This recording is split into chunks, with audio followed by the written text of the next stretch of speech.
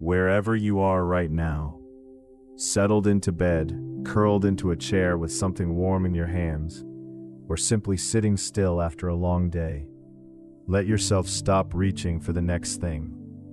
Tonight we walk through 5 quiet rooms. Each one holds a single teaching, old in spirit though new in its telling, and each teaching opens through a story. There is nothing to solve here, only something to notice. This time is yours, for rest, for reading, for tea going slowly cold in your hands, or for nothing at all. Just listen. The rest takes care of itself. There is an old teaching, repeated in different forms across many traditions, that says the past has no weight of its own. It only borrows weight from us, from the hands that keep holding it, long after it has stopped being real. Yesterday is not a place. It cannot be visited, it cannot be re-entered, and yet the mind treats it like a room we never fully leave, walking its halls again and again, rearranging furniture that isn't there anymore. What if the ache of an old mistake, an old argument, an old version of yourself you're ashamed of, what if none of it is actually happening now? What if it only feels like it's happening because you keep opening the door? A story: the woman who watered a garden that wasn't there. In a small coastal town lived a woman named Sorel, who had once tended a garden behind her family's house, roses mostly, and a row of lavender her mother had planted the year she was born. The house burned down when Sorel was 31. Not from anything she did, a storm, a fallen wire, a dry summer, but she had been the one to leave the back door unlatched that night, and for years afterward she carried the fire the way some people carry a stone in their coat pocket, always aware of its weight, reaching for it without meaning to. Every evening, long after she had rebuilt her life elsewhere, a small apartment 2 towns over, a job at a bookshop, a life that by any outside measure looked whole, Sorel would sit at her window at dusk and in her mind walk back through the old garden. She would water the roses that no longer existed. She would kneel by lavender that had turned to ash decades ago. She did this so faithfully that her friends began to notice a kind of absence in her, even in rooms full of people. One autumn, an old gardener named Thessaly moved into the apartment above hers. He kept real plants, dozens of them, crowding his windowsills, spilling over the fire escape. Sorel found herself drawn upward some evenings, sitting among his ferns and citrus trees while he worked, saying little. One evening, without looking up from his pruning shears, Thessaly asked her, "What are you tending, down there in your apartment, that makes you carry yourself the way you do?" Sorel was quiet for a long time. Then she told him about the garden, the fire, the unlatched door. Thessaly set down his shears. "A garden that burned 30 years ago doesn't need watering," he said. "It needs nothing from you at all. It's already finished its whole life, bloomed and been burned, and become soil somewhere else entirely. What you're watering isn't the garden, it's your memory of guilt. And memory doesn't grow anything, it only repeats." "Then what do I do with the guilt?" she asked. "You let it finish, the way the fire finished," he said. "A fire that burns forever isn't a fire anymore. It's just a room you refuse to leave." Sorel didn't walk through the old garden in her mind. She sat at her window and simply watched the real evening outside. Cars passing, a dog barking somewhere, ordinary, unremarkable life continuing exactly as it was. For the first time in years, dusk arrived and left without her going anywhere at all. She began slowly to help Thessaly with his plants instead, real soil under her fingernails, real roots to check for rot, a living lavender plant he gave her from a cutting, which she kept on her own windowsill and actually watered, with actual water, in the actual present moment. Years later, when someone asked her about the fire, she would say only, "It happened once, that was enough. I don't need to make it happen every evening as well." A second glimpse, the ledger keeper. There is another story, smaller and quieter, told sometimes alongside this one. A ledger keeper named Munro spent his evenings adding up not coins, but grievances, every slight, every unkindness, every debt he felt life owed him, entered carefully into a private book he kept beside his bed. He believed in some unspoken way that keeping the ledger meant justice would eventually be served, that if he simply tracked every wrong long enough, some cosmic accountant would settle the balance in his favor. Decades passed, The ledger grew thick. The debts, of course, were never repaid. Most of the people who owed them, in Monroe's accounting, had long since died, moved away, or forgotten the incidents entirely. An old friend, visiting near the end of Monroe's life, found the ledger by his bedside and asked gently what it was for. "Balance," Monroe said. "Someday it will all be set right." His friend turned a few pages in silence, then asked, "Monroe, has keeping this book made you happier even once in all these years?" Monroe had no answer. He realized, turning the question over, that the ledger had never once brought him satisfaction, only the temporary relief of having written something down, followed almost immediately by the compulsion to add one more entry. That night, for the first time in 40 years, Monroe didn't reach for the ledger before sleep. He simply lay in the dark and found, to his own surprise, that the silence where the tallying used to happen felt less like a debt going unpaid and more like a room finally being allowed to empty out. He never destroyed the ledger, but he stopped adding to it. Some accounts, he decided, were never actually meant to be settled, only eventually closed. A third glimpse, the riverbed stones. There is a much older, simpler image, sometimes offered alongside these stories, one worth carrying quietly into sleep.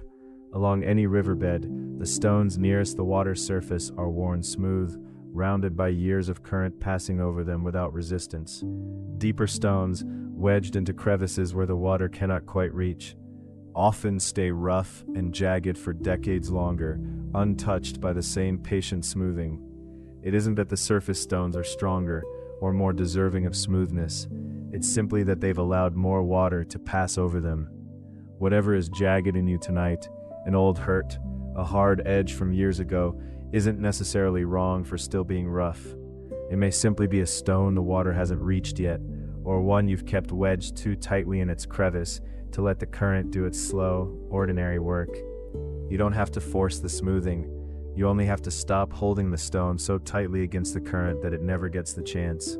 We spend an enormous amount of quiet effort maintaining an idea of who we are, our achievements, our roles, the version of ourselves we present so that we'll be seen a certain way. Much of this effort is invisible, even to us. It runs underneath everything, like a hum we've stopped noticing. But there's an old intuition, found in contemplative traditions the world over, that underneath all of that maintained identity is something that was never actually fragile, something that doesn't need the achievements, the roles, or the performance at all. Something that remains exactly itself, whether or not anyone is watching, whether or not anything is being proven. The difficulty is that we rarely get to see this part of ourselves directly. We usually only glimpse it in the moment everything else is stripped away. A story, the cartographer who lost his maps. A cartographer named Ovid had spent 40 years mapping the coastline of his country, inch by careful inch. His maps were famous, sailors trusted them, kings requested them, and Ovid had come to think of himself, quietly and completely, as the man who knows the coast better than anyone alive. It was less a job to him than an entire identity, folded and stored away like the maps themselves. When Ovid was 62, a fire tore through his workshop overnight. Every map, every draft, every original survey he had drawn across 4 decades, gone in a single evening. He stood in the ashes the next morning, and something in him felt absurdly as though he himself had burned along with the paper. For weeks, Ovid could barely speak. He told his niece Helena that he no longer knew who he was. "I was the cartographer," he said. "Now I have no maps. So what am I?" Helena, who had spent her whole childhood watching her uncle work, said something that startled him. "You were never the maps, uncle. I used to watch you work, for hours sometimes before you ever put ink to paper. You'd stand at the cliffs for entire mornings, just looking at the water, memorizing the way the light moved on it, that looking, that attention, that was never on paper. The maps were only what came out afterward. What burned was the outcome, not the part of you that made it possible." Ovid didn't believe her, not fully, not right away, but in the months that followed, with no maps left to draw and no urgent commission to fulfill, he found himself returning to the cliffs out of habit, not to record anything this time, simply because he didn't know what else to do with himself. He stood and watched the water the way he always had, and there, to his own surprise, he discovered that the watching itself still felt exactly the same as it always had. The quiet attention, the strange, wordless satisfaction of simply noticing the coast breathe in and out with the tide. None of that had burned. It had never been made of paper in the first place. Ovid did eventually draw new maps, slower ones, less driven, made almost for their own sake rather than for his reputation. But he told Helena, near the end of his life, that the fire had given him something the 40 years of maps never had, certain knowledge that whatever he actually was, it had survived losing everything he thought he was. A second glimpse, the singer who lost her voice. A celebrated singer named Adelise, known across 3 provinces for a voice so rich that audiences wept simply hearing her warm up, contracted an illness in her 40s that damaged her vocal cords permanently. The doctors were gentle but clear. She would never sing publicly again, not in the way she once had. For a full year, Adelise refused to leave her house. She had spent her entire adult identity wrapped around the sound of her own voice, the singer people had called her since childhood, long before they knew her name. Without the voice, she told her sister, she felt like an empty instrument case, beautiful on the outside perhaps, but hollow. Her sister, who had never had any particular talent herself and had spent her life quietly running a small flower shop, listened to this for months without much comment. One afternoon, she finally said, "I've watched you since we were children, long before anyone in the province knew your name. Even before you could carry a tune, you used to stand at the window during storms and simply listen, utterly absorbed, completely still, in a way none of the rest of us ever were. I always thought that stillness was the real thing in you. The voice was only ever what came out of it afterward, when you were older." Adelise didn't believe this immediately, but in the months that followed, without a voice to occupy her, she found herself returning to that old childhood stillness almost by accident, standing at windows during weather, listening to birds with the same rapt attention she'd once given her own scales and arpeggios. And there, to her quiet astonishment, she recognized something entirely undamaged, the same absorbed, listening quality that had always been underneath the singing and had never actually needed a voice to exist. She eventually began teaching young singers instead, and told them more than once that the voice was the least important part of what she was trying to give them. Perhaps nothing essential has ever been lost. Sit quietly with that thought. There's a subtle but important distinction between pain and suffering that appears in one form or another across almost every contemplative tradition. Pain is often unavoidable, the ache of loss, the discomfort of change, the sheer difficulty of certain seasons of life. Suffering, though, is something else. It's the second layer we add on top, the resistance, the argument we have with reality for daring to be difficult. A storm doesn't intend anything. It isn't punishing anyone. It simply is what it is. Wind moving, water falling. The suffering begins the moment we insist it shouldn't be happening at all. A story. The innkeeper in the 3-day rain. An innkeeper named Fyodor ran a small guest house at the edge of a mountain pass, the kind of place travelers stopped at reluctantly on their way to somewhere else. One spring, a storm settled over the mountains and simply refused to leave. 3 full days of relentless rain, roads washed out, the pass impassable, dozens of stranded travelers crowding into Fyodor's small rooms. For the first day, Fyodor was furious. He paced the halls muttering about the unfairness of it, the lost income from turned-away guests in better weather, the extra strain on his kitchen, the arguments breaking out among cooped-up strangers. He found himself snapping at his staff, glaring at the sky through the windows as though the storm owed him an explanation. On the second day, an old woman among the stranded travelers, a retired physician named Isaac, on her way to visit her grandchildren, found Fyodor scowling at the rain from the kitchen doorway. "You're fighting something that can't hear you," she said gently. "I'm not fighting anything," Fyodor snapped. "I'm just saying it's unfair." "To whom?" Isaac asked. "The rain doesn't know you exist. It isn't punishing your guest house specifically. It's simply doing what rain does when the conditions are right for it. Your anger isn't reaching the storm at all. It's only reaching you, and your staff, and I imagine your sleep." Fyodor had no answer for that. He went to bed angry regardless. By the third morning, exhausted from 2 sleepless nights of resentment, something in him simply gave out.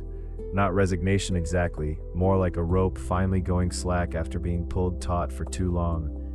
He stood at the same window, watching the same unrelenting rain, and for the first time noticed, almost against his will, how the water moved in sheets down the mountain slope, how the gray light made the whole valley look like it was underwater, how strangely beautiful the whole ruined, muddy, impassable scene actually was, once he stopped arguing with it.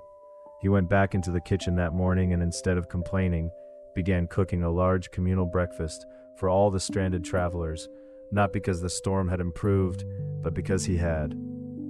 Chopping vegetables in easy silence.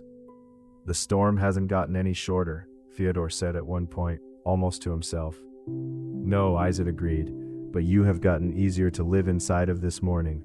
That's the part that was actually available to change." The rain lasted one more day after that. Fyodor no longer remembers it as the storm that ruined his spring. He remembers it as the 3 days he learned that some things simply need to be waited out, not one. A second glimpse. The farmer in the locusts. A farmer named Bertrand watched a swarm of locusts descend on his fields one summer, stripping in a single afternoon what had taken an entire season to grow. His neighbors, watching the same devastation happen to their own land, reacted in wildly different ways. One neighbor, a man named Ferris, spent the following weeks in a fury, shouting at the sky, blaming the local council for not warning him sooner, refusing to begin replanting because, he said, "It isn't fair that I should have to start over through no fault of my own." His fields sat barren long after the locusts had moved on, not because nothing could be done, but because his anger occupied the exact hours he might have spent working. Bertrand, by contrast, walked his ruined fields the very next morning, said very little, and by midday had already begun clearing the damaged stalks to prepare the soil for a second, faster-growing crop before the season closed. A traveling merchant passing through and noticing the different states of the two men's land a month later, one recovering, one still barren, asked Bertrand how he'd managed to begin again so quickly, without any apparent bitterness. "I was upset for exactly one evening," Bertrand admitted, "but the locusts didn't check the council's warnings, and they certainly didn't care whether it was fair. By the second morning I understood I had 2 choices: spend my remaining good weather, being furious at insects who were already 3 valleys away by then, or use the weather I still had left. The locusts took my crop. I decided not to let them also take the only season I had left to replant." Ferris, when finally asked the same question months later, only shook his head and said the whole affair simply hadn't been right. His field by then had grown over with weeds.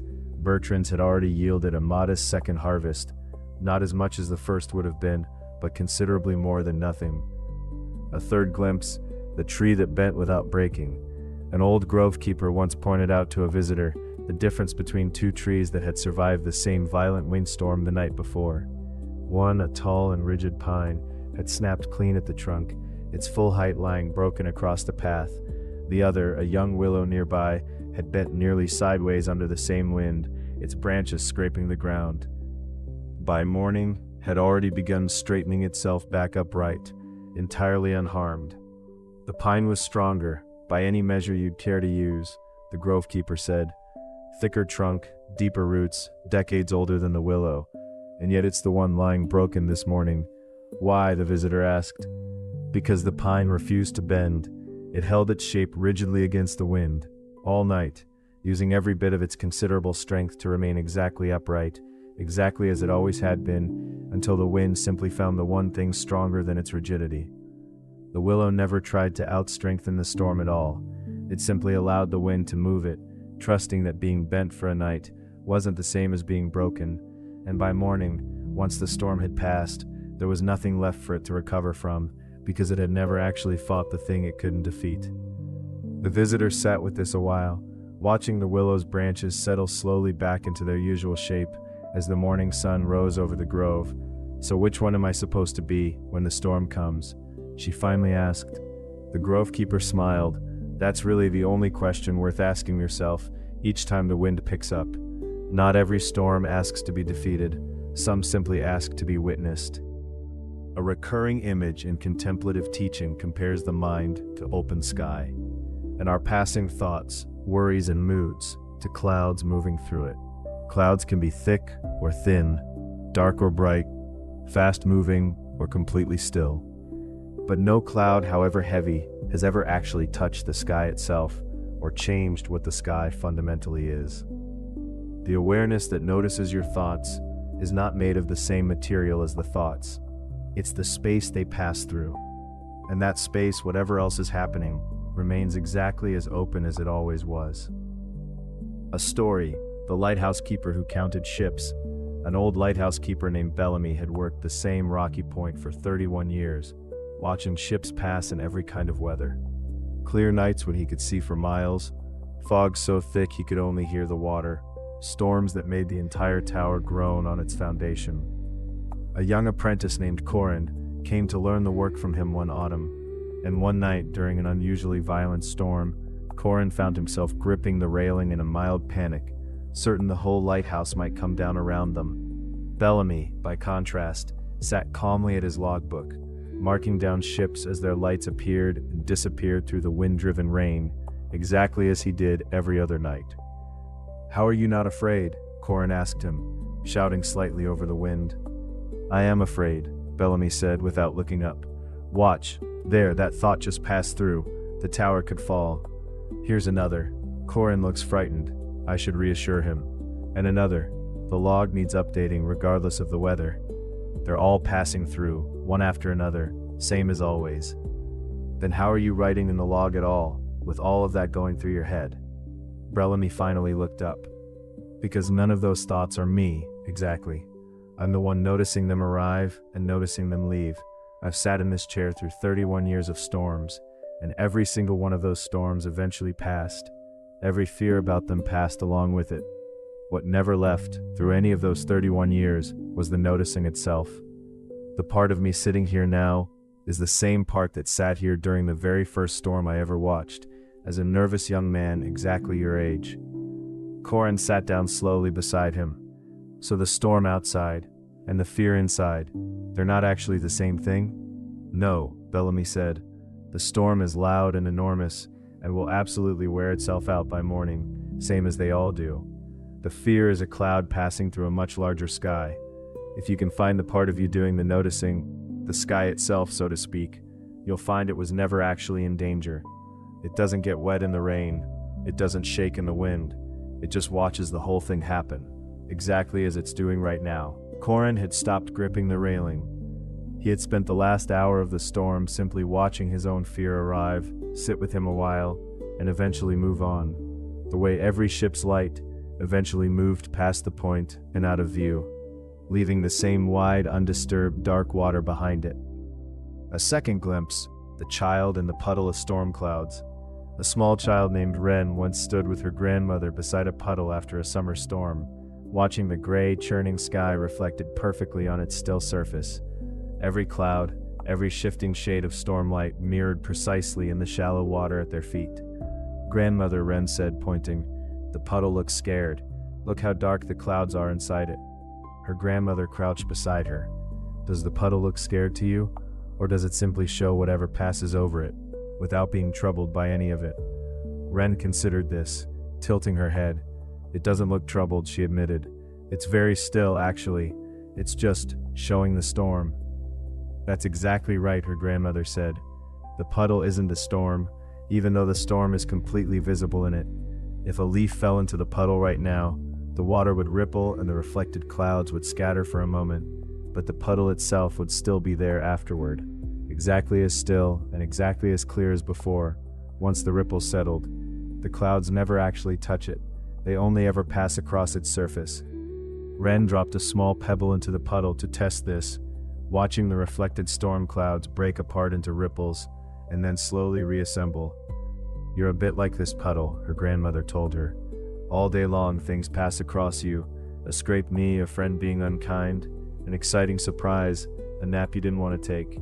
Each one ripples you for a moment, but underneath all of that rippling, there's a very still, very clear part of you that all of it is simply passing over, the same way the storm passes over the puddle, without ever actually becoming the puddle itself." Wren remembered this, oddly, for the rest of her life, long after she had forgotten most other things her grandmother told her that summer. Whenever something rippled her badly as an adult, she would sometimes think, almost without meaning to, of storm clouds crossing still water, and wait patiently for the surface to settle back into itself. Thoughts may come and go. The quiet awareness beneath them remains. There's a particular kind of suffering that comes not from lacking good things, but from trying to hold on to them too tightly. Trying to freeze a moment, own an experience, keep something exactly as it was. The teaching here is subtle. Certain kinds of happiness are, by their very nature, impossible to store. They can only be met fully in the moment they're offered, and then let go, to make room for whatever comes next. A story: the merchant who tried to bottle a sunset. A wealthy silk merchant named Adair had spent his life acquiring things, rare fabrics, fine houses, cabinets of curiosities from every port his ships had visited. He was, by every external measure, a man who wanted for nothing. And yet Adair often found himself standing at his estate's western balcony each evening, watching the sunset over the harbor, feeling a happiness so complete it almost frightened him. Precisely because he knew, even as he felt it, that it would be gone within minutes. One evening, unable to bear the thought of losing it again, Adair commissioned his finest glassblowers to construct an enormous stained glass window, designed to recreate that exact sunset, the precise oranges and violets he loved most, so that he could look at his sunset anytime he wished, regardless of the hour or the season. The window took nearly a year to complete. When it was finally installed, Adair stood before it triumphantly. It was, by any technical measure, extraordinary, the colors nearly identical to the real thing, and yet standing before it, Adair felt almost nothing at all. He returned to the window again and again over the following weeks, increasingly troubled, trying to summon the same happiness he'd felt watching the actual sky. It never came. The glass sunset, however beautiful, simply sat there, static, permanent, entirely available, and somehow entirely empty. An old friend of his, a widowed sailmaker named Iseult, visited him one evening and found him standing morosely before his expensive window. "I don't understand it," Adair told her. "I built the exact colors. Nothing is missing." Iseult studied the window for a long moment.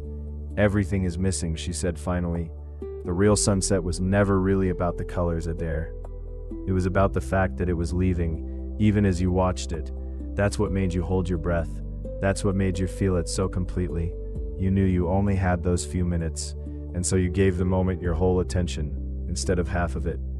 This window will never leave, and so you'll never again give it your whole attention. You can't cherish something that never asks to be let go."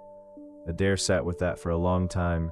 The following evening, for the first time in over a year, he walked back out to his western balcony, instead of standing before his glass window, and watched the real sun sink into the real harbor.